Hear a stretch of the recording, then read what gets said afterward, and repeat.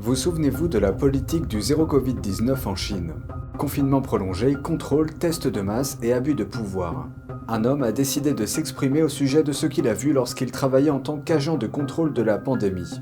Un État avec tant de pouvoir est-il acceptable? Qu'en pensez-vous? Faites-le nous savoir ci-dessous et abonnez-vous si vous ne l'avez pas encore fait. Bienvenue dans Regard sur la Chine. La politique du zéro Covid-19 qui était en vigueur en Chine s'est transformée en cauchemar pour beaucoup de ses citoyens. Mais pour d'autres, elle a fonctionné comme un système bien huilé qui permettait de gagner de l'argent. Un ancien travailleur chargé du contrôle de la pandémie nous révèle aujourd'hui les coulisses obscures de cette politique. Li Changlin était membre de ce que l'on surnomme l'armée chinoise des hommes en blanc, les agents liés au confinement omniprésent dans le pays, connus pour leur combinaison de protection blanche.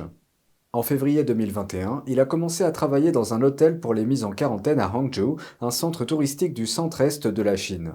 Pékin a attribué le pic de Covid-19 à des cas importés, mais Li a déclaré qu'il n'avait pas constaté un grand nombre de cas d'infection parmi les Chinois qui rentraient chez eux après avoir voyagé à l'étranger. Je n'ai pas trouvé de cas positifs chez ces personnes pendant que je travaillais à l'hôtel, juste un. À l'époque, les mesures sanitaires dans le pays étaient à leur paroxysme, avec des périodes de quarantaine strictes imposées aux arrivants étrangers.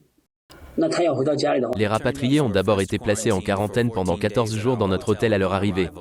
Lorsqu'ils retournaient dans leur ville d'origine, ils étaient soumis à une nouvelle quarantaine de 14 jours. Tous ces frais étaient à leur charge.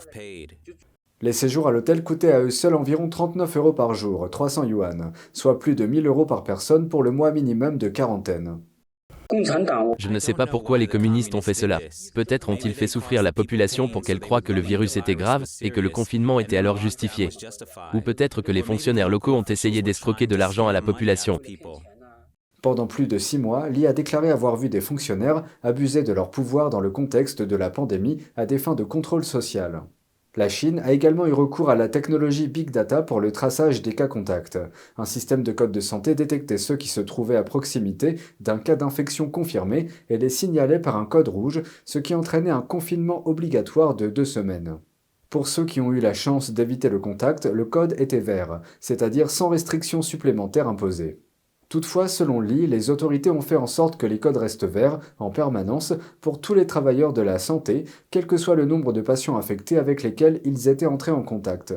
En juillet 2021, la police chinoise a arrêté une femme de 64 ans et l'a accusée d'avoir propagé le virus. Certains de ses contacts en code rouge ont été placés en confinement forcé à l'hôtel de Li. Mais ce dernier a déclaré qu'aucun d'entre eux n'avait été testé positif. Bien que physiquement en bonne santé, les personnes isolées auraient souffert de pression mentale et de harcèlement de la part des autorités. Bien entendu, certaines personnes refusaient de coopérer. Un groupe de policiers faisait alors irruption dans leur chambre et leur demandait s'ils voulaient rester à l'hôtel ou aller au centre de détention. Après avoir quitté la Chine, Li s'est déplacé de Singapour aux États-Unis. Il a déclaré que ces expériences lui ont fait comprendre la nature du Parti communiste chinois et l'ont incité à en parler aujourd'hui. Elon Musk, directeur général de Tesla, prévoit de se rendre en Chine en avril. Il souhaite rencontrer le Premier ministre chinois Li Qiang. Voici la suite. Elon Musk de retour en Chine. Reuters a appris en exclusivité que le PDG de Tesla planifie un voyage dans l'espoir de rencontrer le Premier ministre chinois Li Qiang. C'est ce qu'ont déclaré 2 personnes au courant de ces projets, qui ont ajouté que Musk pourrait se rendre en Chine dès le mois d'avril. La Chine est le deuxième marché de Tesla après les États-Unis et l'usine de Shanghai est le plus grand centre de production du constructeur de voitures électriques. La dernière visite de Musk en Chine remonte au début de l'année 2020 et a mis l'Internet en ébullition lorsqu'une séquence a fait surface, le montrant en train de danser à l'usine de Shanghai. La construction de cette usine et son ouverture en 2019 ont été supervisées par l'actuel Premier ministre Li à l'époque où il était secrétaire du parti à Shanghai. Tesla est aux prises avec de multiples problèmes, tels que des retards dans ses projets visant à plus que doubler la capacité de production de l'usine de Shanghai. Les voitures Tesla ont également été interdites d'accès au complexe militaire chinois et aux lieux de réunion politique en raison de préoccupations concernant les caméras installées sur les véhicules et l'entreprise attend toujours l'approbation de Pékin pour proposer sa technologie de conduite en autonomie complète. Néanmoins, le fabricant de véhicules électriques a récemment annoncé l'un de ses meilleurs trimestres de vente en Chine après avoir réduit ses prix dans le but de défendre sa position sur le marché. La Chine est également l'une des plus importantes sources de revenus hors États-Unis pour Twitter que Musk a repris l'année dernière. Des sources ont déclaré à Reuters que les activités de Twitter en Chine ont provoqué des divisions au sein de l'entreprise entre ceux qui veulent maximiser les opportunités de vente et d'autres qui préfèrent éviter de faire des affaires avec des entités affiliées à l'État, compte tenu des tensions entre Pékin et Washington.